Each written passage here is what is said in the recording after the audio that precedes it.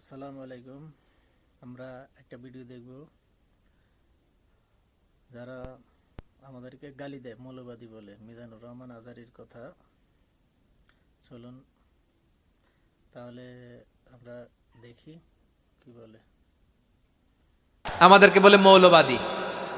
আমরা আসল কথা বলি, ভালো কথা বলি, দেশপ্রেমের কথা বলি, আমরা জনগণের কথা বলি, আমরা মা মাটি ও মানুষের কথা বলি, আমরা ইসলামের কথা বলি, আমরা দেশের সমৃদ্ধির কথা বলি। এজন্য আমাদেরকে বলে মৌলবাদ। আবার আমাদেরকে বলে ধর্ম ব্যবসায়ী। আছে না নাই? আমরা ধর্মের সত্য কথা প্রচার করি, যেটা দেশের ভালো, জনগণের ভালো, সেটা উপস্থাপন করি। আমাদেরকে বলে ধর্ম ব্যবসায়ী। আমার প্রিয় ভাইরা, যারা ইসলামের কথা বলে, যারা কোরআনের কথা বলে, এরা ধর্ম ব্যবসায়ী নয়। খবরদার, আলেমদের বিরুদ্ধে দাঁড়াবেন না। আলেমদের পক্ষে থাকলে আপনার জীবন উজালা করে দিবে কে? আমার নবীকে গালি দিত গণক, জাদুকর, এরপর গালি দিত পাগল, নির্বংশ বলে। আর আমাদেরকে গালি দেয় মৌলবাদী বলে, আমাদেরকে গালি দেয় রাজাকার বলে। রাজাকার শব্দটা তো এখন একটা অ্যাওয়ার্ড হয়ে গেছে, অ্যাওয়ার্ড।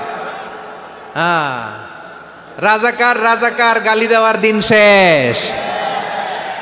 কি দিন আসলো, সুবহানাল্লাহ কইবেন না? আল্লাহ তো আমাদেরকে দেখাইছে। রাজাকার শব্দটা এখন একটা অ্যাওয়ার্ড হয়ে গেছে। সুবহানাল্লাহ, সুবহানাল্লাহ। পরিস্থিতি পাল্টে দিতে আল্লাহর সময় লাগে না। চিল্লায় বলেন ঠিক কি না? কুন আলিমান আও মুতাআল্লিমান আও মুত্তাবিআন আও মুহিব্বান ওয়ালা তাকুনিল খামিস ফাতাহলিক। হয় আলেম হও, নয় আলেমের ছাত্র হও, নয় আলেমকে মহাব্বত করো, নয় আলেমকে সাপোর্ট করো।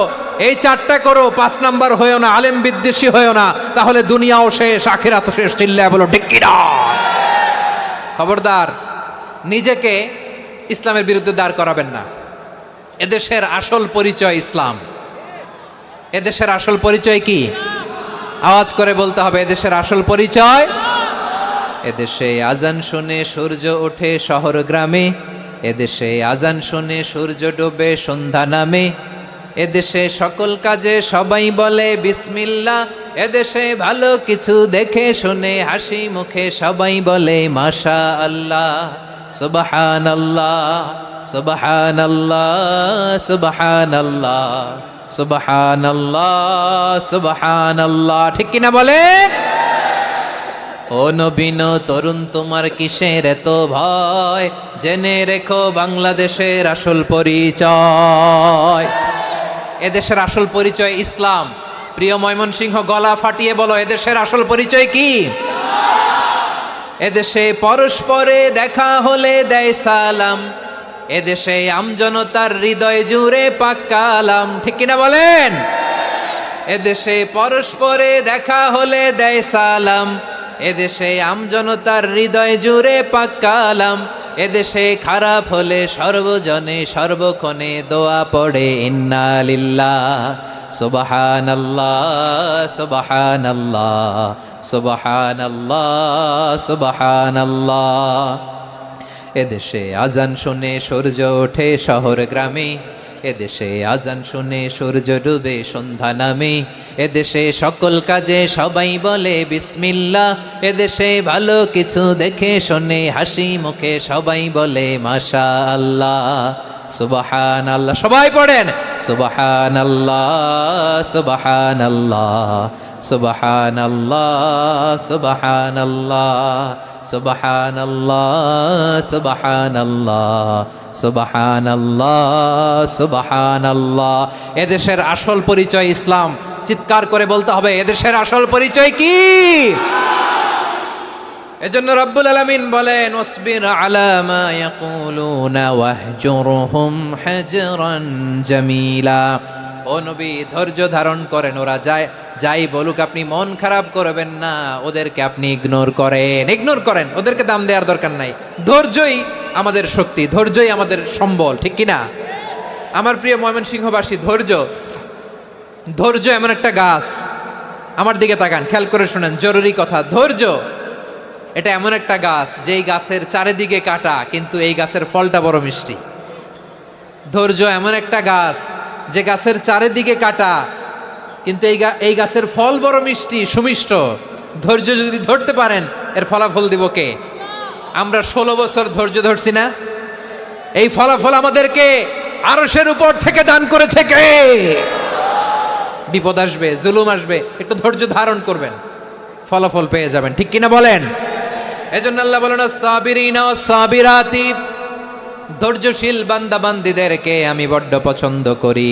ওয়ালা নাবলুওয়ান্নাকুম বিশাইইম মিনাল খাউফি ওয়াল জু'i ওয়া নাকসিম মিনাল আমওয়ালি ওয়াল আনফুসি ওয়াস সামারাত ওয়া বাশশিরিস সাবিরিন। আল্লাহ বলে এই জমিনে আমি ভয় দিয়ে, ক্ষুধা দিয়ে, জানমালের হানি দিয়ে, সম্পদ হানি দিয়ে তোমাদেরকে পরীক্ষা করব। এই পরীক্ষায় সফল হবে তারা ধৈর্য ধারণ করেছে যারা। ইন্নাল্লাহা মা'আস সাবিরিন, ধৈর্য ধারণকারীদের সাথে আল্লাহ আছে রাডাই। ধৈর্য ধরতে হবে, ধৈর্য ধরতে হবে। ধৈর্য এমন গাছ যে গাছের চারিদিকে কাটা, ফলটা বড় মিষ্টি। বিশ্বনবী বলেন আজাবান লি আমরিল মুমিন আন্না আমরাহু কুল্লাহু লাহু খাইর ওয়া লাইসা যালিকা ইল্লা লিল মুমিন ফাইন আসাবাতহু সাররাউ শাকারা ফাকানা খাইরাল্লাহ ওয়া ইন আসাবাতহু দাররাউ সাবারা ফাকানা খাইরাল্লাহ। বিশ্বনবী বলেন এই যে ইমানদারদের ব্যাপারটাই আলাদা, ব্যাপারটাই আলাদা। এটা ইমানদার ছাড়া অন্য কেউ এই বরকত পায় না। কি বরকত? ফাইন আসাবাতহু সাররাউ শাকারা, ইমানদাররা ভালো অবস্থায় থাকলে শুকরিয়া করে, এটা তার জন্য ভালো। শুকরিয়া করলে সওয়াব আছে না নাই?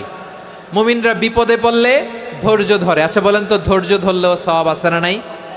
তাহলে সুখের সময় শুকর, দুঃখের সময় সবর, উইন উইন সিচুয়েশন। আমাদের সারা জীবনই এই দুই আমল আছে না নাই? হয় আমরা শুকর গুজার হই, নয় সবর করি। সুখের দিনে আমরা শুকর গুজার হই, বিপদের দিনে সবর ইখতিয়ার করি। তাহলে হয় শুকর নয় সবর। যখনই থাকি, যে অবস্থায় থাকি, আমাদের সওয়াব আছে না নাই? আবার আল্লাহর নবী আল্লাহর কাছে দোয়া করতেন, আল্লাহ আল্লাহুম্মা জাআলনি শাকুরা ওয়া জাআলনি সাবুরা ওয়া জাআলনি ফি আইনি সাগীরা ওয়া ফি আ'য়ুনিন নাসি কাবীরা। তিনি বলতেন আল্লাহ আপনি আমারে শুকরগুজার বান্দা বানান, ও আল্লাহ আপনি আমারে ধৈর্যশীল বান্দা বানান, আমার চোখে আপনি আমারে ছোট বানান, জনতার চোখে আপনি আমারে বড় বানান। পড়েন আমিন। তাহলে অস-সাবিরিনা ওয়াস-সাবিরাতি, ধৈর্যশীল নারী ও পুরুষ আল্লাহ পছন্দ করেন। শুনতেছেন? কয়টা গেল? 1 নম্বরে মুসলিমিন মুসলিমাত, 2 নম্বরে মুমিনিন মুমিনাত, 3 নম্বরে কানিতিন কানিতাত, 4 নম্বরে সাদিকিন সাদিকাত, 5 নম্বরে সাবিরিন সাবিরাত, 6 নম্বরে আল খাশিঈন আল খাশিআত। মনোযোগ আছে না গেছে? আল খাশিঈন মানে বিনীত, বিনীত, যারা আল্লাহর কোনো আদেশ অমান্য করার ভয়ে যাদের হৃদয়ে প্রকম্পন শুরু হয়ে যায়, আল্লাহর আদেশ না জানি লঙ্ঘন হয়, সবসময় হৃদয় কাঁপতে থাকে, হৃদয়ে থাকে খুশু। আল্লাহ বলেন قد أفلح المؤمنون الذين هم في صلاتهم خاشعون। সফল হয়েছে ওই ব্যক্তিরা যারা ঈমান এনেছে আর যারা নামাজের মুসল্লায় যখন দাঁড়ায় তারা বিনীতভাবে আল্লাহর সামনে দাঁড়ায়। নামাজের জায়নামাজে যখন দাঁড়াবো আমরা ভাববো হতে পারে এটাই আমার জীবনের শেষ নামাজ। আমার কলিজার টুকরা ময়মনসিংহের ভাইয়েরা, এই চিন্তাটা নামাজে যখন দাঁড়াই, এই চিন্তাটা মাথায় রাখা যাবে? যাবে? যখন দাঁড়াবো ভাববো হতে পারে this could be my last and final সালাত, হতে পারে এটাই আমার জীবনের শেষ নামাজ। ঠিক কিনা বলেন?